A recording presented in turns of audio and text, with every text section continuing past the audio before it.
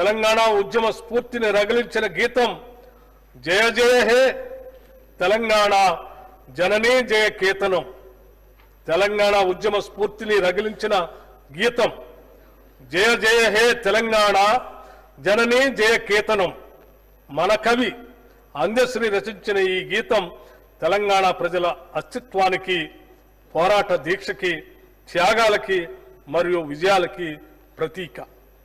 దీనిని మన రాష్ట్ర గీతంగా అధికారికంగా ప్రకటించి తెలంగాణ పోరాట యోధుల త్యాగాలను, ఆశయాల్ని గౌరవించుకున్నాం.